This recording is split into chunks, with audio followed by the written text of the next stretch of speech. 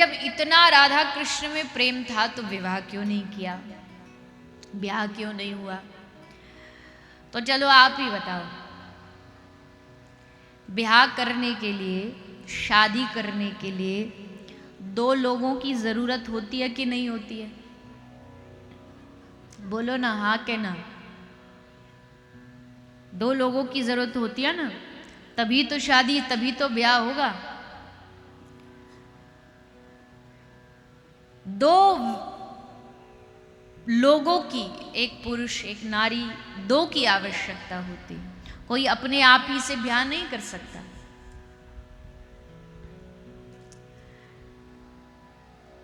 लेकिन राधा और कृष्ण अगर दो होते, शादी के लिए दो लोग चाहिए, तो अगर दो होते तब तो विवाह होता। वो दो है ही नहीं, दोनों एक ही आत्मा हैं जिन्होंने दो अलग अलग रूप धारण कर लिया है, अलग अलग स्वरूप में प्रकट हो गए, पर दो है नहीं। अब कोई व्यक्ति दर्पण में अपना मुख देख करके उसी से विवाह नहीं कर सकता है। तो श्री राधा रानी जो हैं वो श्री कृष्ण का ही स्वरूप है, और श्री कृष्ण जो है वो राधा रानी का ही प्रतिबिंब है। तो इसी कारण विवाह का कोई प्रश्न ही नहीं उठता। और अगर फिर भी कोई जिद पे अड़ जाए, ना जी ना, हम आपका ये तर्क नहीं मानते, तो फिर और शास्त्र पढ़ लीजिए। उन शास्त्रों में लिखा है कि राधा कृष्ण का विवाह भी हुआ है। ब्रज में जब आप जाते हो भांडेर वन इत्यादि स्थान पर, तो वहाँ वर्णन आता है कि यहाँ राधा कृष्ण का विवाह हुआ। तो दोनों ही बात हैं, जो विवाह मानता है उसके लिए भी उदाहरण, और जो नहीं मानता है कि विवाह नहीं हुआ तो उसके लिए भी तर्क है। लेकिन बेकार की बुद्धि नहीं लगानी चाहिए। हम लोग आता जाता कुछ है नहीं और बस बेकार में बनते बड़े ज्ञानी।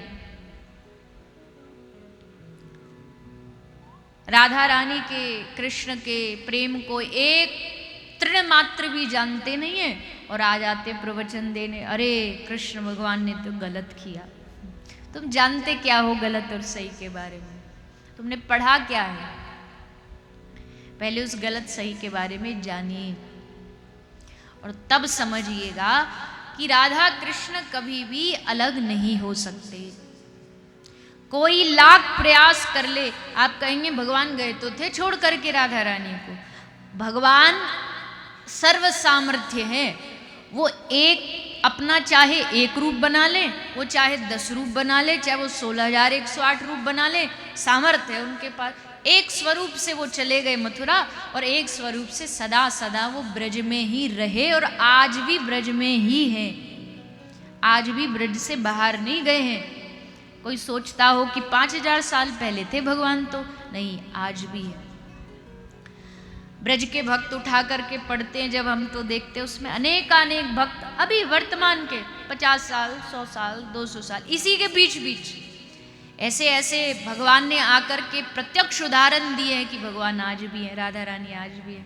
रूप गोस्वामी पाद के पास, नंदगांव के पास टेर कदम में आई, खीर खिलाई, और न जाने कितने उदाहरण हैं ऐसे। आज भी ब्रज के जो महात्मा है वो अनुभव करते हैं कि श्री कृष्ण, श्री राधा रानी यही वृंदावन में विराजते हैं।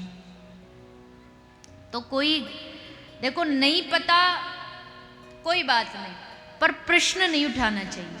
जब नहीं पता तो फिर मान लेना चाहिए जी हमको तो पता ही नहीं इसके बारे में, पर उस पर प्रश्न उठाओगे तो पाप के भागी बनोगे, अपराधी बनोगे।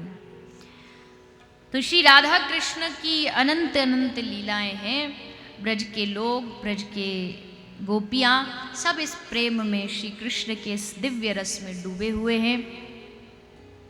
और ब्रज की एक सबसे अच्छी बात यह है, वृंदावन की जो कथा आप सुन रहे हैं, इसकी सबसे अच्छी बात यह है कि इस कथा में, इस ब्रज के लोगों में एक विशेष जो गुण है वो ये है कि ये सब कृष्ण को भगवान नहीं मानते, ये सब कृष्ण को अपना मानते हैं।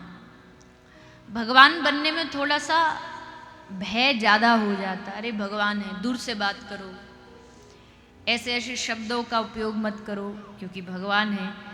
पर अपना मित्र है, अपना सखा है, अपना पुत्र है, अपना प्रियतम है, तो वहाँ तो अपने हृदय की बात दिल खोल के की जा सकती है। तो मैं हमेशा कहती हूँ, कथाओं में मैंने हमेशा कहा है, सब बातों की बस एक ही बात है, एक ही सार है कि भगवान को अपना बना लो। भगवान को अपना मानने लग जाओगे, बस यही भजन है। इससे आगे कोई मंत्र साधना नहीं भी आती तो चल जाएगा। वो ठाकुर जी हमारे और हम ठाकुर जी के, बस इतना सा मान लेने से ही भवसागर से पार हुआ जा सकता।